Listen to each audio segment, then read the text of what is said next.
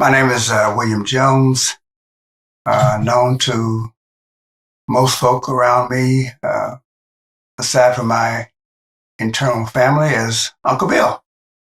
And I want to just thank Alex for having this, and I think it's a great thing, and also for inviting me.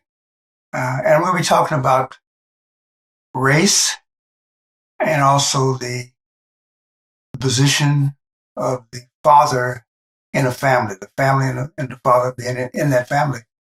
Uh, I thank all of you for being here, and I wish there was some way we could talk about this sitting around a table. And I'm hoping that starts up for too long, that we could sit around the table, black and white, and really talk about race uh, and be honest about it. No finger pointing, just talk about it. It's something that we never have done. I haven't seen it done in my 8 years. I know it needs to be done before this country can get right again. So when you look at race and when you look at family, uh, race, for example, being a black man, I'm going to talk from my own experiences. I'm not going to go by something that was in a book or something that somebody may have seen in a movie. I'm going to talk about my own life. Uh, as a young man, I recall always being called, particularly by when I'm around whites back during my early years, boy. And that was something that was true of the times. Many whites did not want to see or think about black men being men. And so they would call them boy. And we had to deal with that. Uh, they knew the strength of a family, which is the basic unit of all races, the family. So they tried to break up families. In many cases, they would separate families, send the mother off in one direction, the father would go off in another direction. Again, because there's strength in the family. And he tried to break it up so that they were not together. He didn't want to plan anything, I guess, to overcome the situation. But it's very important that we recognize, first of all, family, how important the family is. All the members of the family, I've always tried to engage my children, time they got old enough to understand anything, to talk to them, see what they thought about various things. We have family meetings. We would periodically, and any time that someone wanted to call it a family meeting, we could do so on any topic, any subject. Talk about it, and everybody in the family had a vote. Me as the father had no more vote, not a higher number of vote than my children. My wife the same way. We all had our vote. We could discuss things and move from there. So we always have considered family, and slave owners knew that. That's why they broke up families, wouldn't let families come together. They also knew again about the man, then not allowing him to be a man, to really be a man. Again, as I said earlier, just calling him a boy, not a man. But we've come through all of that, and we still have some things going on. I was hoping I would see some big changes before I leave this planet. And I have. I mean, to be honest, and stated, I've seen some changes as I've grown older through the years. I don't have to ride at the back of the bus. I can go to most places to eat. There's no problem. I can go to most places and stay in the hotels. They're not saying that blacks not allowed. We don't see those kind of visible things, but there's still a lot of undercurrent. There's still a lot of things that are in the system, built into the system, that makes us different, gives us a lower road. And I know the first thing I say if I'm talking to a white person and talk about slavery and what happened during civil rights, generally what one of them would say to me is that, well, that wasn't me. I wasn't back during that time. I didn't do that. And it's true. I realize that. I wasn't back during that time either. But the thing is, whites have benefited from the things that were put in place by the people during that time. Me, on the other hand, blacks, we have suffered from the things that were put in. They're still in place in so many cases. It's not in writing anymore, but it's there. There are things that are just part of our system that tends to lower the level of what blacks are and raise the level of whites where whites are. So I think it's very important that we try to keep the families going, keep families together, and realizing the strength of the family. By the same token, within that family unit is a father.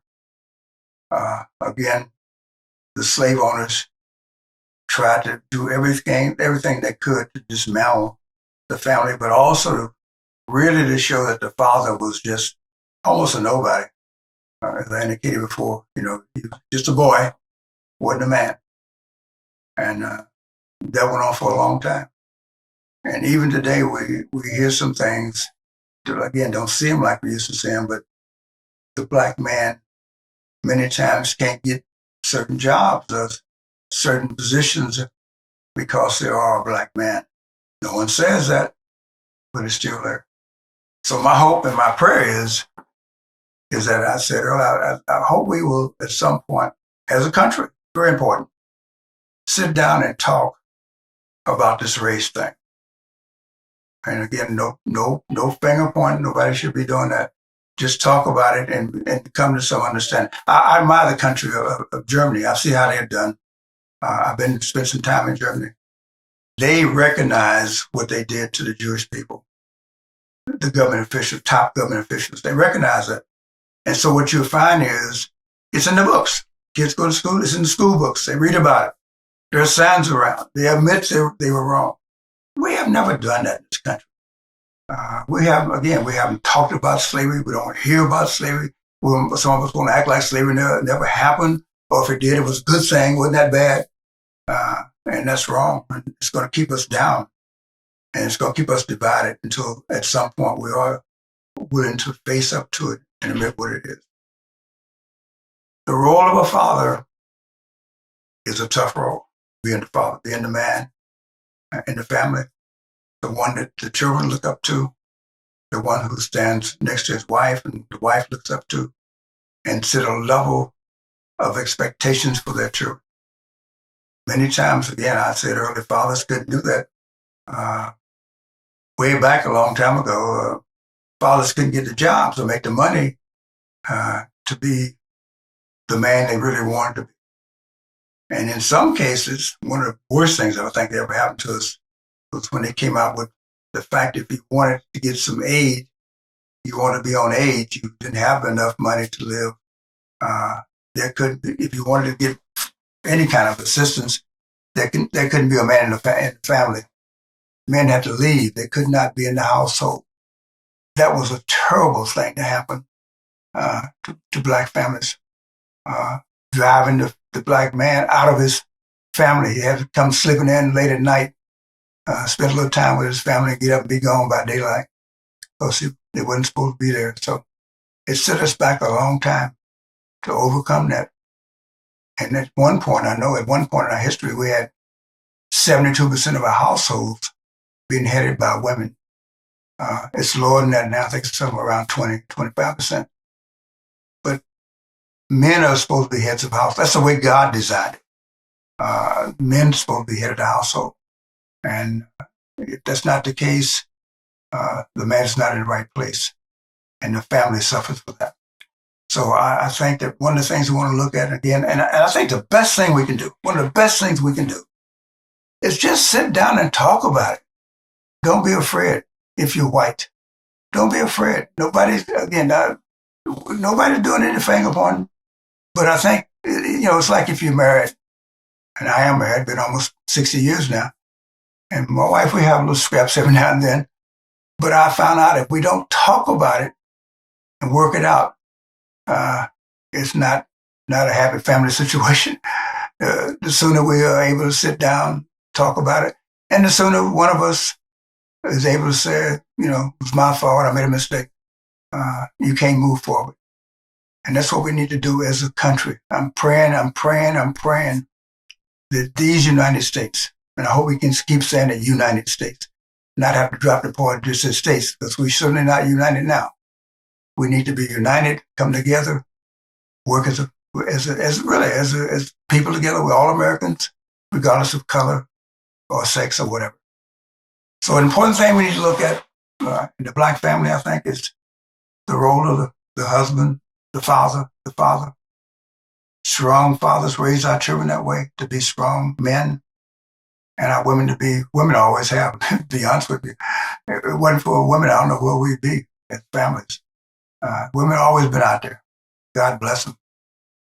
Well, again, I wish there's some way when y'all leave from this that, Ellis, if you would maybe set up other kind of meetings you can have where we can have people sit around the table and just talk about various things. And certainly one of those at the top of the list should be family. This has been a great evening, and I'm so happy that my good friend Alex allowed me to be part of it. I've enjoyed everything and listening to the people. And I will say, as I get ready to close this part of it out, that I hope that we will have other kinds of meetings like this, other programs like this, other occasions like this, but they will be set up to allow us to have a more informal discussion among ourselves, sitting around the table and talk about. And one of them is this race issue that Alex and I have talked about. Something that we definitely need to start doing, not as individuals, but certainly as a country. I want our country to start having more discussions, open discussions about race. Something that we've tried to run away from. We have to go back and look at it a different way and begin to open up and talk about it. Not to blame anybody. It's happened. I know it happened. But we need to get it changed around where we can begin to really be these United States of America that we claim to be. Thank you very much.